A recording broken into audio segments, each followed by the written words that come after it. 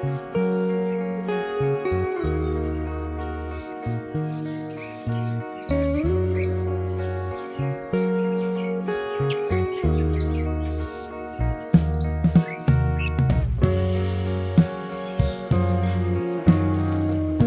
প্রতিটা ফল গাছ, ফুল গাছ, সবজি গাছ ফুলে ফলে সবজিতে তখনই ভরে রাখবে যখন এই সমস্ত গাছে আমরা পারফেক্ট খাবার ব্যবহার করব। তো দর্শক, ছাদ বাগানের জন্য পারফেক্ট খাবার যদি আমরা প্রস্তুত করতে চাই, সেক্ষেত্রে কিন্তু আমাদের জৈব খাবারটি হবে পারফেক্ট। কারণ এই খাবারের কোনো সাইড এফেক্ট হয় না, গাছের শিকড়ের কোনো সমস্যা তৈরি হয় না, এবং গাছের যে গ্রোথেও কোনো সমস্যা সৃষ্টি করে না। গাছ বাড়ে তার নিজের গতিতে, ফুলে ফলে সবজিতে ভরে রাখে। আমার এই গাছগুলো দেখুন, প্রতিটা গাছে যথেষ্ট পরিমাণে কিন্তু ফলন রয়েছে। তো আজকের এই ছোট্ট ভিডিওতে দেখানোর চেষ্টা করব সেই পারফেক্ট খাবারটি আমরা কিভাবে প্রস্তুত করব। দর্শক, প্রথমেই বলে রাখি, ছাদ বাগানের পারফেক্ট খাবার কিন্তু জৈব খাবার, বলতে গেলে জৈব সার। বহু ক্ষেত্রে আমরা অনেক পয়সা খরচ করে বাজার থেকে জৈব সার কিনে এনে ব্যবহার করি, সেটিও হয়।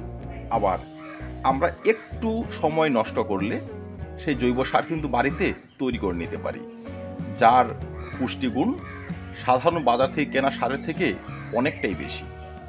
তো আসুন কথা না বাড়িয়ে ভিডিওটি কন্টিনিউ করি। জৈব সার সাধারণত দুই প্রকারের, একটি হচ্ছে তরল জৈব সার, আরেকটি হচ্ছে কঠিন জৈব সার। তরল যে জৈব সারটি রয়েছে সেটি তৈরি করার পর বেশি দিন কিন্তু রাখা যায় না, খুব জোর 1 মাস। কিন্তু কঠিন জৈব সারটি রাখতে পারেন বছরের পর বছর। আজকের ভিডিওতে দুটো সারই বানানোর প্রসেসটি আমরা দেখে নেব। তো আসুন দেখি প্রথমে কঠিন বা দানা জৈব সারটি আমরা কিভাবে প্রস্তুত করব। কঠিন জৈব সার তৈরি করার জন্য আমরা যে সমস্ত উপাদান ব্যবহার করব, এর মধ্যে বেশিরভাগই থাকবে সবজির খোসা। দর্শক, সবজির খোসা হিসাবেও কিন্তু কিছু ভাগ রয়েছে। যাই হোক, আমরা ব্যবহার করব কলার খোসা, পেঁয়াজের খোসা এবং সমপরিমাণ সবুজ সবজির খোসা। যেমন আপনি ধরুন, কিচেন থেকে বেরোনো যে সবজিগুলো তার খোসা টোসা রয়েছে বা পচা সবজি রয়েছে, সেসব কিন্তু ব্যবহার করব। কলার খোসা, পেঁয়াজের খোসা যে পরিমাণে নেবেন, ঠিক তত পরিমাণে নেবেন অন্যান্য সবজির খোসা, যেমন ঝিঙে, বেগুন বা আদার্স যে উপাদানগুলো সেগুলো। এবার সবজির খোসা, কলা এবং পেঁয়াজের খোসা মিলিয়ে ধরুন সেখানে নিয়ে নিলেন আপনি 1 থেকে 1.5 কেজি পরিমাণে। এবার সর্ষের খোল নিয়ে নেব আমরা ঠিক 1.5 কেজি পরিমাণে। সবজির খোসা নিয়েছি 1.5 কেজি, সম পরিমাণে নিয়ে নেব সর্ষের খোল। যাদের কাছে বাদাম খোল রয়েছে আপনারা সেটিও ব্যবহার করতে পারবেন। এবার এর সঙ্গে আমরা অ্যাড করব ডিমের খোসা গুঁড়ো 300 গ্রাম, 3 কেজিতে 300 গ্রাম পরিমাণে। 4 নম্বর উপাদানটি হচ্ছে পাতা। দর্শক, বাগান থেকে আপনার পাতা কুড়িয়ে নেবেন অবশ্যই, সেই পাতার পরিমাণ নিয়ে নেবেন 750 গ্রাম। আপনাদের হাতে যদি গোবর সার থাকে, পুরনো ঝুরঝুরে গোবর, 1 থেকে 1.5 বছরের পুরনো, সেক্ষেত্রে গোবর সার নিয়ে নেবেন 1 থেকে 1.5 কেজি পরিমাণে। গোবর সার বেশি নিলে হয়, যদি গোবর সার আপনাদের কালেকশনে না থাকে সেক্ষেত্রে প্রয়োজন নেই। এই যে উপাদানগুলো রয়েছে এগুলো আমরা পরপর একত্রে মিশিয়ে যাব। পাতা দিয়ে দিলাম সব থেকে লাস্টে, আর উপরে দিয়ে দিলাম এই কলার খোসা, পেঁয়াজের খোসা এবং সবজির খোসাগুলো। ঠিক তার উপরে দিয়ে দিব ডিমের খোসা।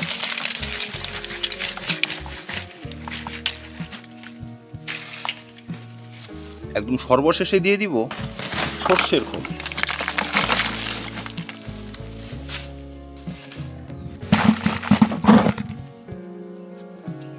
এবার দিতে হবে এখানে জলের ছিটে।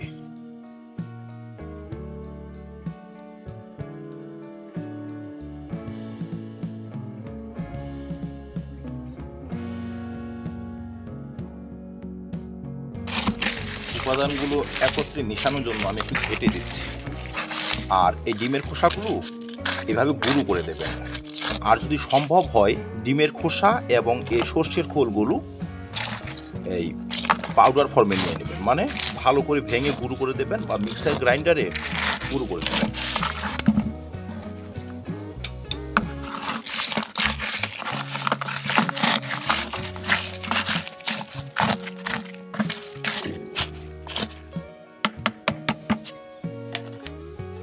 আমরা যদি এইভাবে জলের ছিটে দিয়ে সামান্য একটু ভিজা ভাব রাখতে পারি, তবে কিন্তু 1 মাসের মধ্যে এই সারটি পুরোপুরি জৈব সারে রূপান্তরিত হবে। দর্শক, আমাদের প্রশ্ন থাকতে পারে, এই সার কি বাজার থেকে কেনা সারের মতো কাজ করবে? বাজার থেকে সারের মতো তো কাজ করবেই, বরঞ্চ তার থেকে বেশি কাজ করবে। তার কারণ দেখুন, আমরা যে সমস্ত উপাদান এখানে মিশিয়েছি সম্পূর্ণ কিন্তু পিওর। সর্ষের খোল নিজেই কিন্তু একটা খাদ্য এবং নিউট্রিয়েন্টের ভাণ্ডার। তারপরে ব্যবহার করেছি আমরা কলার খোসা, পেঁয়াজের খোসা এবং সবজির যে খোসাগুলো আধাআধি পরিমাণে। কলার খোসা ফসফরাসের সঙ্গে রয়েছে জিঙ্কের সমাহার। তারপরে যে সমস্ত সবুজ সবজির খোসা ব্যবহার করেছি সেখানে অন্যান্য মাইক্রো অর্গানিজম রয়েছে, সেই সঙ্গে রয়েছে নাইট্রোজেনের ভালো একটি সোর্স। সর্ষের খোলের মধ্যে নাইট্রোজেন রয়েছে। তারপর যদি সামান্য গোবর সার ব্যবহার করি, সেখানে নাইট্রোজেনের সঙ্গে সঙ্গে অন্যান্য খাদ্য উপাদান ভালো পরিমাণে রয়েছে। তারপর ব্যবহার করছি পাতা পচা বা পাতা, শুকনো পাতা। এবার ব্যবহার করছি আমরা ডিমের খোসা। ডিমের খোসাতে ভালো পরিমাণে ক্যালসিয়ামের সোর্স রয়েছে, যা আমাদের এই সমস্ত গাছগাছালিকে প্রচুর পরিমাণে ক্যালসিয়াম যোগান দিয়ে গাছকে রাখবে সুস্থ, সতেজ এবং শক্তিশালী। তারপর ফসফরাস রয়েছে, শিকড়ের বৃদ্ধি থেকে শুরু করে গাছের সঠিক সময়ে ফুল নিয়ে আসা, ফলের বৃদ্ধি, ফল পচা রোধ করা, এই যে সিস্টেমগুলো সেগুলো কিন্তু ও নিয়ন্ত্রণ করবে। দর্শক, এই সারের সঙ্গে আমরা কিন্তু আরেকটি উপাদান ইচ্ছে করলে মিশাতে পারি যদি কালেকশনে থাকে, সেটি হচ্ছে কাঠকয়লা পুড়িয়ে যে ছাই তৈরি হয় সেটি কিন্তু যখন তখন কাঠকয়লা পুড়িয়ে ছাই ব্যবহার করলে হবে না। সেই ছাইটি হতে হবে 1 থেকে 1.5 বছরের পুরনো। যদি থাকে মোট উপাদানের 10% মিশিয়ে নেবেন, বেশি মিশাবেন না।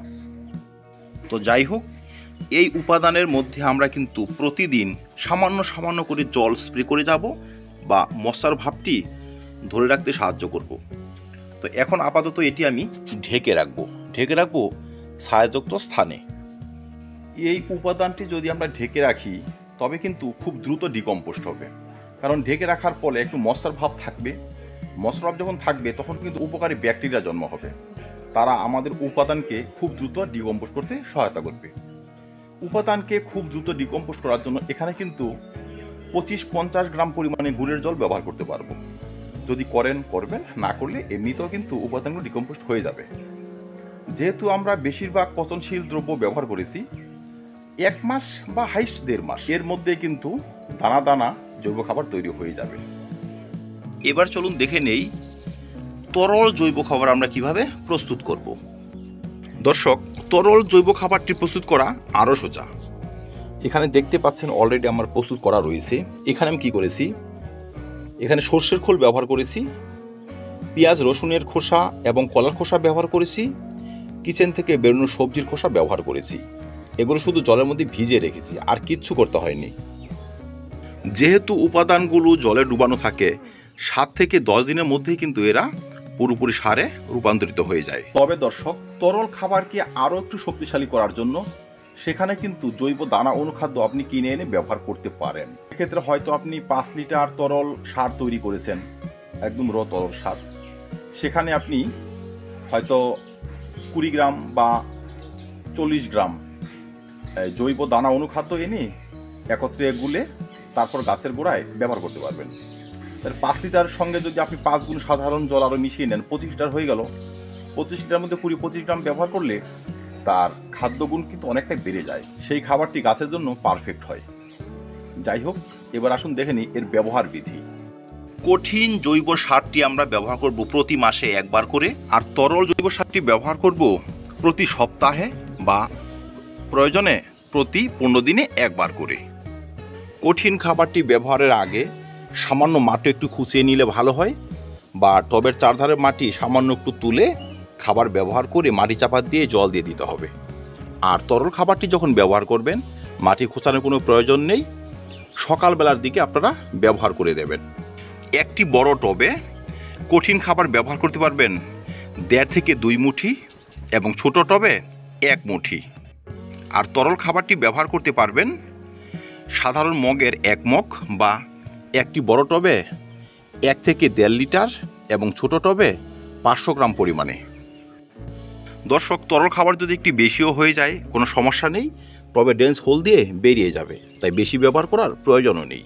যেহেতু এই খাবারের প্রচুর পরিমাণে খাদ্যগুণ রয়েছে এবং গাছের শিকড়ে কোনো ধরনের সমস্যা সৃষ্টি করবে না, তাই আপনারা সব ধরনের সবজি, ফুল এবং ফল গাছে ব্যবহার করতে পারবেন।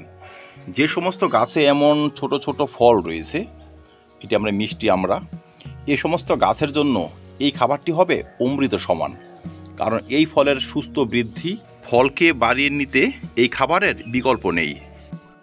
তারপর রয়েছে শীতকালীন বিভিন্ন ধরনের ফুল, ফল, সবজি, যেমন এই স্ট্রবেরি গাছে খুব পাতলা করে এই সার যদি আমরা প্রতি 10 দিনে বা 7 দিনে একবার করে ব্যবহার করে যেতে পারি, গাছের গ্রোথই অন্যরকম হবে, পাতার কালারই অন্যরকম হবে, ফলের সাইজই অন্যরকম হবে। যে গাছে ফল টেকে না, অল্পতেই ফল ঝরে যায়, যেমন 12 মাসি এই সমস্ত আম গাছে, এই খাবার ব্যবহার করলে গুটি সেট হবে, গুটি সহজে ঝরবে না। তারপর তো রয়েছে কমলালেবু গাছ, এই গাছে আপনারা অনায়াসে ব্যবহার করতে পারবেন। ছাদ বাগানে যে সমস্ত সবজি আমরা করে থাকি, বেগুন, লঙ্কা, টমেটো, সব ধরনের টবে কিন্তু এই খাবার ব্যবহার করতে পারবেন। আমাদের মনে প্রশ্ন থাকতে পারে, কঠিন খাবার ব্যবহার করব, তরল খাবার ব্যবহার করব, ডবল হয়ে যাচ্ছে না? কোনো সমস্যা নেই। কঠিন খাবার মাসে একবার, তরল খাবার 15 দিন একবার করে ব্যবহার করে যান, সারা বছর ব্যবহার করে যান। আপনার গাছ সঠিক গ্রোথে, সঠিক ফুল ফল নিয়ে কিন্তু বাড়তেই শুরু করবে।